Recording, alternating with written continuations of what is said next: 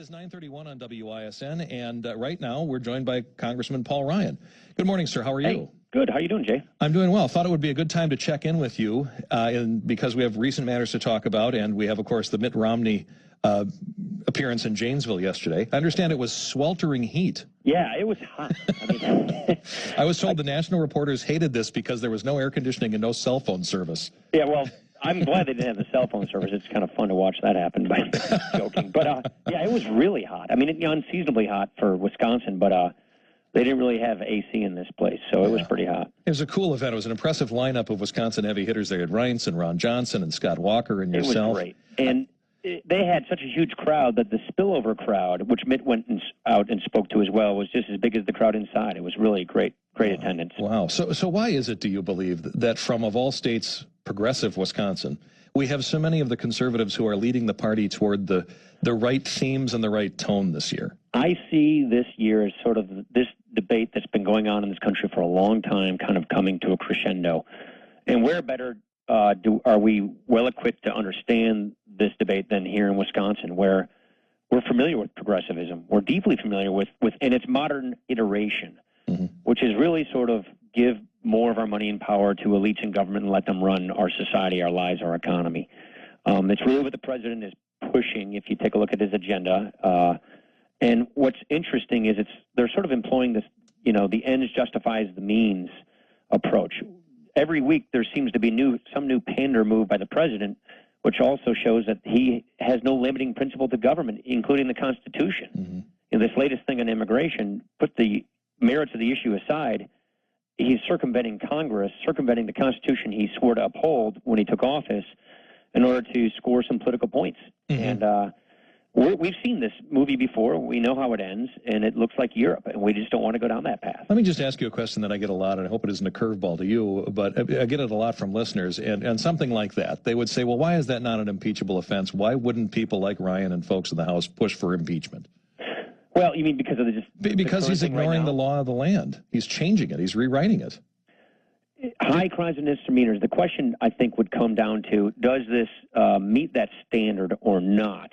I think scholars would debate that or not, because what he will say is he is interpreting his power very broadly, and we disagree completely with his interpretation of it, whether it's the Clean Air Act, whether it's the mandate on health care, whether it's this broad classification of discretion on whole classes of people with respect to immigration. We see it as a huge abuse of power, but it's basically part and parcel of the progressive vision, which is use executive power very loosely, in lots of discretion, in order to do as the executive sees fit. And it's great to see Mitt Romney not rising to the bait. He is making it clear, look, this is a question about constitutional authority, and this is the outrage here. It's not a question, it's not, don't get pulled into an argument over the little illegal alien kids. This is about constitutional authority. It's really a mirror of the whole contraceptive debate with the Catholic Church. Exactly. Cardinal Dolan kept saying this isn't about contraceptives. This is about the First Amendment. So it's a teachable moment, like the president likes to say, but the lesson here is not necessarily what President Obama wants us to learn, which is, I do believe he's abusing executive power. He clearly doesn't see it that way, and it's a legal dispute. But guess what? Forget about impeachment. Forget about those issues. We've got November 6th coming up, and we can make amends then, just like we did on June the 5th in Wisconsin. That's kind of how I see it. So let's focus on that, which is let's restore our Constitution. Let's restore the principles of our government. Let's restore that we have government by consent of the governed, and that we're not going to sort of delegate all this power to an executive who will have unelected, executive branch officials, writing the laws of the land, essentially. That was the advice I gave the audience as well. Keep your eye on the prize. Yeah. One observation I have to make on Mitt is he has no reservations about embracing the Republican reformers. Not at all. Does that hint at a bold campaign of big ideas coming? Look, we were riding on the bus together, in Janesville, with Ron, with Reince, with Scott Walker, and we basically all talked about these issues, and we're all on the same page, which is, America is at a very critical crossroads. The president, I call it 3 Ds and a P. He's going to distort, divide, divert, and pander. Everything to try and get you focused off of his terrible record.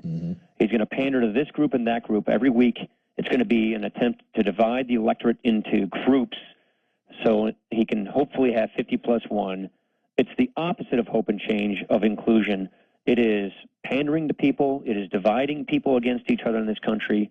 It's distorting the solutions we're offering because he really isn't offering solutions that equal the challenges we have, which is a coming debt crisis, a welfare state of a permanent kind, which leads us to a European kind of stagnation situation, which we can prevent. It's not too late to turn this thing around and get our economy growing and prevent us from becoming a welfare state with a debt crisis. Mm-hmm. That's the point we're trying to drive home. He's embraced people like Scott Walker. He's embraced our budgets. He's embraced these kinds of bold reforms that are needed. And the good news is it's not too late to get this country back on track. A couple more years, though, and numbers, math, the debt starts taking on a life of its own, and it becomes much more difficult to control our own destiny as a country. Yeah, our listeners may not have heard Mitt Romney has hired 2 senior policy advisors from the staff of your budget committee. So it's clear that he's taking your ideas seriously. And both you and Governor Walker have said this campaign cannot just be a referendum on President Obama. It has to be a clear choice. We offer the voters a clear choice. Mitt needs to offer bold solutions to the problems that Obama could not and cannot solve. And I assume you've delivered that message to him personally. Oh, yeah. We've talked quite a bit. That's basically why I endorsed him in the Wisconsin primary. He and I had a number of conversations about these issues. And I just based on those conversations and just seeing how convinced I am that he sees the seriousness of the moment and what it's going to take, that's why I endorsed him. It is that. The way I look at it, Jay, it's just really pretty obvious. Let's let the country decide.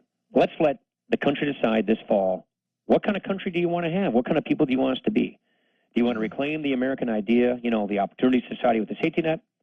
Or do you want to transform that into this, what I think the Obama guys call the third wave of progressivism, where government has a much larger role in our lives, sees their role as equalizing outcomes versus promoting equal opportunity, which basically ends up with a welfare state and a debt crisis, and we manage our decline. Yeah. At least we owe it to the country to let them choose. In order to have that kind of choice, we got to give them an agenda, and that's what we're doing. We have this new statistic that just came out that Americans' nest eggs are down 40% due to this recession. About 2 decades worth of saving has been wiped out. This economic downturn and Obama's policies, I believe, have set us back, 2 decades now. But is it fair to blame Obama's policies for the duration and depth of this downturn? Well, I would say the duration, yes.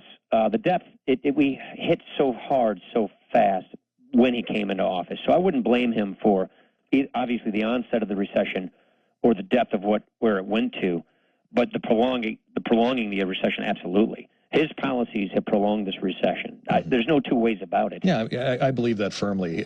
He had one idea to fix it, the stimulus, which bombed. He's still just calling for more. He added massive new taxes and spending. He's added the uncertainty which has paralyzed the business world. He's proposed all sorts of looming threats like EPA-imposed cap and tax and the Buffett tax. And that just ensures that this crisis lingers at least until we get him out of office. Yeah, so I think we're halfway through a lost decade, and he'll complete the decade if he gets a second term. And I really believe, most recessions, the deeper you go, the bigger the bounce you come out of it. This is the worst recovery since World War II we've had. And it's no coincidence that it's because of these federal government policies that he's pursuing that you just mentioned. And so I really believe our country is primed for growth, for prosperity, for a turnaround, just like Reagan replaced Carter, if we get the right people in place. And we need to run a campaign saying, here's who we are, here's what we believe, here's what we're going to do. Right. So that if we win, we then do it. And that's what Scott did. That's what we want to do. Yeah, and to that question, the question in a lot of people's minds in this audience who are listeners of not of the conservative persuasion is, well, what is Mitt going to do? So I put the question to you. How does Mitt Romney fix it, and how quickly can he act? Well, first of all, 2013 is going to have to be the year where you do all of these things. We've put out very specific plans in the House. We voted on these things over and over. An energy policy, a regulatory reform policy, a budget that pays off the debt totally, balances the budget, tax reform to stop picking winners and losers through special interest giveaways, get rid of the crony capitalism, the corporate welfare, replace it with entrepreneurial capitalism, which is fair rules for everybody, transparent government, and government that lives within its means so that we can realize economic freedom. If we do these things, and those specific policies, I'm giving you the broad brushes strokes, we've passed these things. Go read our budget. It says exactly what we should do. How should we reform these programs? It's been really specific about these things in order to get this country back on track, to get us growing again, and so that we can try and make back some of the lost ground we had where, like you say, the Fed says 40% of household wealth is down.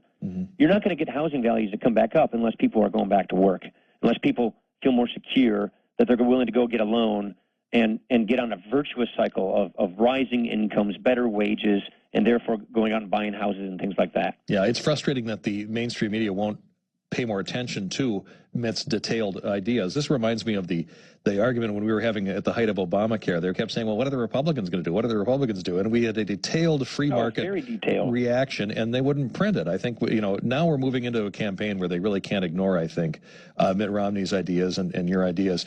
A favorite Paul Ryan quote of mine from this week: if borrowing and spending and taxing in Washington was the secret to economic growth, we'd be entering a golden age. Yeah. We just need to do something differently.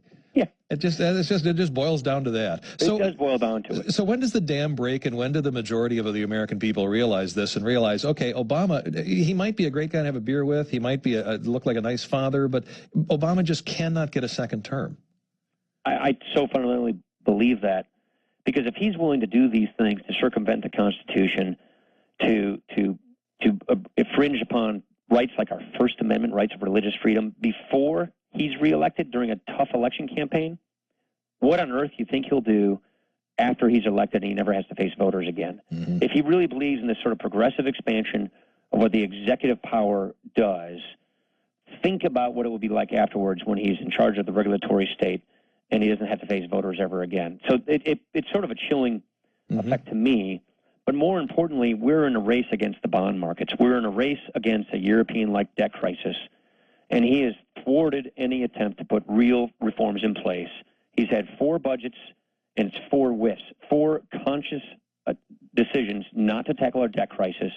Senate hasn't passed a budget in 3 years, and all they're asking for is more taxes. And remember, all the tax increases that he's promising in January, they don't even pay for a fifth of his proposed deficit spending. So it's not even as if he's proposing to raise all these taxes on businesses and people or whoever to close the deficit gap. He's plowing it into more spending and growing government, and that, to me, sends us, headlong into a European-type crouch. Yeah, he's just been dubbed the biggest spender in world history this week, and we just have to stop it. Well, thanks so much for your time this morning, sir. I know you're a busy man. You bet, Jay. Good to be with you. Wisconsin Congressman Paul Ryan here on